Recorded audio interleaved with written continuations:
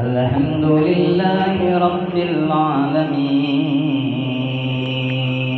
وبه نستعين على أمور الدنيا والدين وعلى آله وصحبه أجمعين. قال الله تعالى في القرآن الكريم: أعوذ بالله من الشيطان الرجيم. بسم الله الرحمن الرحيم. إن الله لا يغير ما بقوم حتى يغيروا ما بأنفسهم. Sadaqallahul Azim. Bapak sedikit aja ya, karena ada soal jawab nanti. Bapak ingin meneruskan dengan pertanyaan kemarin. Sudah lama mungkin yang bertanya saja sudah lupa. 4 sifat penghuni surga. Jadi kalau orang ini punya 4 sifat ini, sudah pasti dia ahli surga. Punya sifat-sifatnya 4. Tercantum dalam Al-Quran surah Al-Ahqaf ayat 31 sampai 35. Saya dibacakan. Dari saya waktunya cuma mepet. Apa yang pertama? Penasaran? Pak bercepat. Ada pertanyaan? Banyak di situ juga banyak belum bukan? Pak coba dalam waktu yang singkat ini untuk bisa menjawab kalau Bapak bisa. Jadi anak-anak soalnya sekarang sudah mulai sulit-sulit. Bapak senang, jadi Bapak terus belajar. Dan Bapak tidak akan segan-segan mengatakan Bapak tidak tahu. Terus belajar dulu. Apa Pak? Saya penasaran. 4 sifat orang kalau punya 4 ini sudah pasti ahli surga. Siapa itu? Yaitu orang yang pertama, wa azlifatil jannatu lil muttaqina ghairal ba'id. Dan disediakan surga itu kepada orang-orang yang bertakwa pada tempat yang tiada jauh dari mereka, dekat sekali. Hadza ma tu'aduna likulli awwabin hafid. Inilah yang dijanjikan kepadamu, yaitu kepada setiap hamba yang selalu kembali kepada Allah. Man khasyal rahmana bil ghaibi wa jaa biqalbin munib.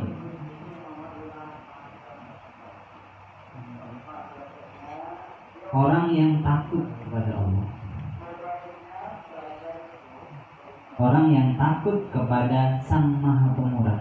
Jadi walaupun Allah itu tidak kelihatan, diyakini, dia beriman, dia takut kepada Allah.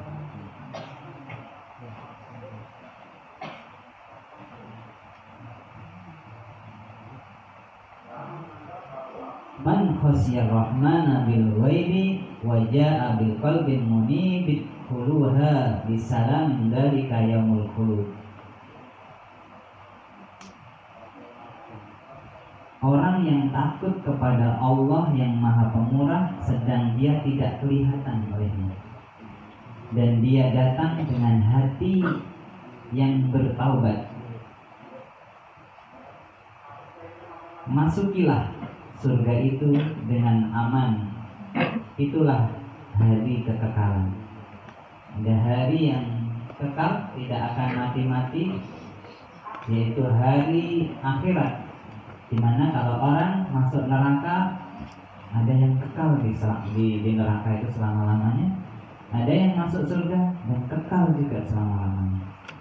Pada hari itu orang kalau sudah masuk surga tidak akan keluar dari surga. Makanya orang tidak akan mungkin masuk surga dulu baru masuk neraka. Ada orang berdosa saya, ya sudahlah kamu masuk surga dulu nanti baru masuk neraka selama-lamanya, nggak ada. Syarat syarat untuk masuk surga harus bersih dulu dari dosa-dosa. Lahum ma yasha'una fiha waladaina mazid. Di sini diterangkan mereka di dalamnya memperoleh apa yang mereka kehendaki, dan pada sisi kami, si Allah, ada tambahannya. Jadi anak-anakku semuanya yang baik, ada kesempatan bagi kita semuanya untuk bisa menjadi orang yang nanti pasti akan mendapatkan surga Allah Subhanahu wa Ta'ala. Itu menitnya cukup saya kira. Kemudian mungkin ada yang bertanya, Pak, tolong diperjelas 4 itu siapa saja tadi? Masih agak bingung ya karena masih ayat yang belum baca. Yang pertama adalah 4 sifat itu orang yang memiliki sifat awwab bin hafid, yaitu orang yang awwab. Orang yang memiliki sifat awwab. Apa itu awwab? Kembali, hamba yang kembali kepada Allah. Jadi misalnya berbuat kesalahan, kekeliruan, langsung kembali ke Allah. Habis bertaubat, masih indah-indahnya taubat, kemudian terjerumus lagi kepada keburukan, lalu menyesal lagi, ya Allah, langsung kembali lagi ke Allah. Kan ada orang yang putus asa ya, setelah taubat kembali lagi berbuat buruk, setelah taubat kembali lagi ke perbuatan yang buruk, putus asa. Udahlah, kayaknya saya ini memang akhlaknya udah kayak gini, buruk, kayaknya nggak bisa masuk surga. Ya udahlah, sekalian aja lah, jelek terus-terusan. Nah, ini tidak benar. Anak-anak harus mengerti ini karena jarang yang tahu. Jarang yang tahu. Jadi yang pertama adalah awal, orang yang memiliki sifat kembali kepada Allah, ingin kembali. Kalaupun berbuat salah, ingin kembali.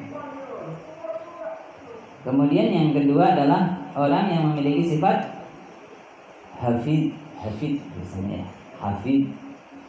Hafid ini adalah artinya selalu memelihara aturan Allah. Jadi aturan Allah itu selalu dijaganya. Allah memerintahkan apa selalu dilaksanakan, berusaha dilaksanakan. Pakaian yang disukai Allah kayak apa? Pakaian syar'i, selalu pakai pakaian syar'i. Tutur kata yang sesuai dengan aturan Allah seperti apa? Tutur kata yang lemah lembut dijaga gitu. Dipelajari, tatanan bahasa dipelajari. Bahkan ada anak yang sudah sampai bisa, kalau ada temannya nanti kelas 7 itu bilang ke gurunya aku, langsung diingatkan saya. Dari mana belajarnya? Ini membuktikan bahwa anak-anak benar-benar proses belajar ke yang nomor 2 sebagai hamba Allah yang hafid.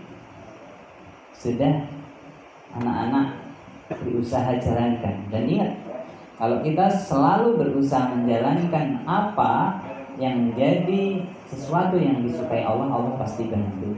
Kita pasti bisa menjadi anak-anak yang sopan, kita pasti bisa menjadi anak-anak yang santun. Kemudian yang ketiga adalah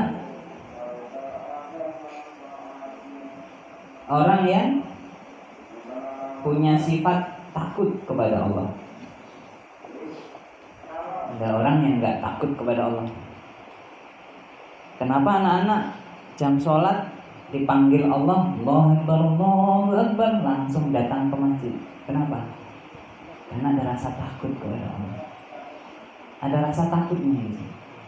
Kenapa anak-anak nggak ada orang mau berbuat buruk nggak jadi?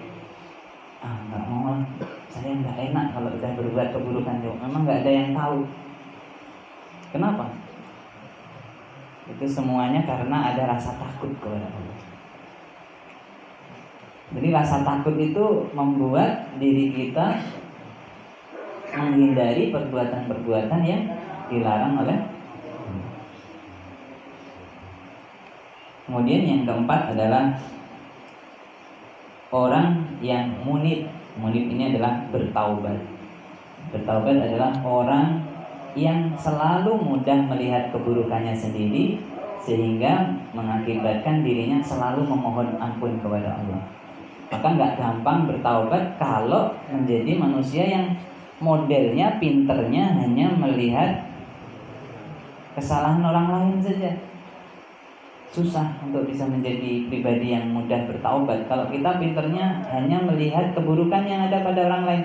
Padahal yang disukai oleh Allah adalah perbuatan yang kepribadian yang mudah melihat kelebihan yang ada pada orang lain dan mudah melihat keburukan diri sendiri. Tapi kadang kita balik, kita mah mudahnya melihat kesalahan orang lain, tapi melihat keburukan diri sendiri sulit. Nah, ini kebalik.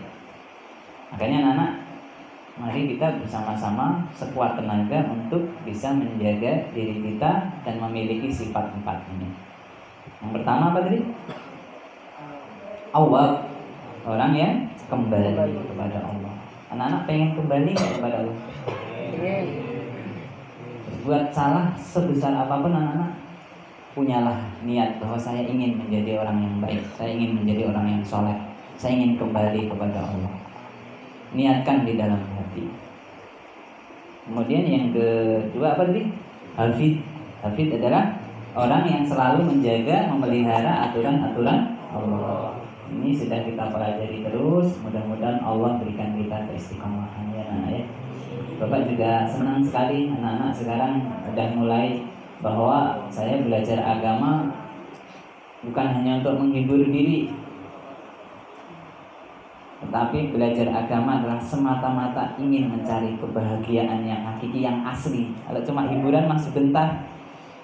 Anak-anak lagi pusing nonton dangdut, senangnya pas jogetan beberapa saat, setelah itu pusing lagi. Tapi beda orang yang diberikan kebahagiaan hakiki oleh Allah, terasa sangat sejuk hatinya. Ciri-cirinya tidak gampang marah ya. Punya masalah besar itu pun seperti nggak ada masalah. Tanya kenapa kamu ada masalah sebesar ini, kok kayaknya biasa-biasa aja. Karena saya punya Allah yang lebih besar dari masalah ini. Beda dengan orang yang hanya masalah kecil mengeluh luar biasa. Bapak selalu ulang-ulang ini karena kapan mengujan ke dalam sanubari anak-anakku semuanya. Kebur sambil kebur. Kapan kita kembali? Ulang-ulang terus, motivasi diri terus. Kemudian yang ketiga, takut. Tingkatkan rasa takut kepada Allah, kenali Allah. Maka semakin kita kenal Allah, semakin kita takut kepada Allah. Puasa sebentar lagi bisa menjalankan puasa itu berat puasa. Kecuali orang yang takut kepada Allah bisa puasa. Kemudian yang ketiga, datang dengan hati yang penuh bertaubat kepada Allah. Ternyata orang yang senang menangisi kesalahannya, mengakui kesalahannya, itu jauh lebih mulia. Bayangkan ya anak, ada 2 teman kalian datang. Yang satu bilang gini, saya itu gak salah loh, tetapi diperlakukan seperti itu. Padahal saya ini gak salah. Dia kan, kamu tahu kan yang melakukan itu tuh dia, tapi kenapa saya yang disalahkan? Itu yang pertama. Kemudian yang kedua, datang nih, Assalamualaikum, ya bagaimana? Ya, mungkin ini memang kesalahan saya. Padahal kita tahu bukan salahnya dia, tapi dia ngomong gini, ya mungkin itu kesalahan saya. Semoga saya bisa lebih memperbaiki diri. Padahal dia sudah baik. Coba sekarang, lebih mulia mana? Yang pertama apa yang kedua? Nah itu kan sudah tahu. Maka kalau sudah tahu keindahannya yang seperti itu, anak-anak kita laksanakan. Udahlah, gak usah kita selalu pengen tampil saya itu nggak salah. Udah, nggak perlu. Orang itu mau lihat kita salah atau tidak, terserah aja. Yang jelas Allah tahu mana yang salah, mana yang benar. Dan Allah itu tahu, ya Allah nih hambaku, padahal dia benar, tapi tetap mohon ampun. Tetap mengakui bahwa dirinya salah, mungkin salah cara menyikapinya. Ya mungkin benar dia berbuat, tapi menyikapinya salah. Itu pun masih bertaubat, ya Allah, memang saya mungkin yang salah. Tapi dia mencaci maki kamu loh, kamu nggak salah loh. Kamu nggak melakukan itu, tapi dia menuduhmu loh, dia memfitnahmu loh, dia mencaci makimu loh. Kok kamu malah merasa bersalah? Iya, mungkin memang ada kesalahan saya. mungkin cara menyikapi saya yang salah. Kalau ada fitnah kan harusnya saya bersyukur, mah tadi saya agak sedih. Seperti itu. Semoga anak-anakku bisa kita bersama ya berlatih untuk menjadi pribadi yang seperti itu. Allahumma. Ada pertanyaan mana? Kita jawab pertanyaannya. Coba diambil yang 19 dari sana.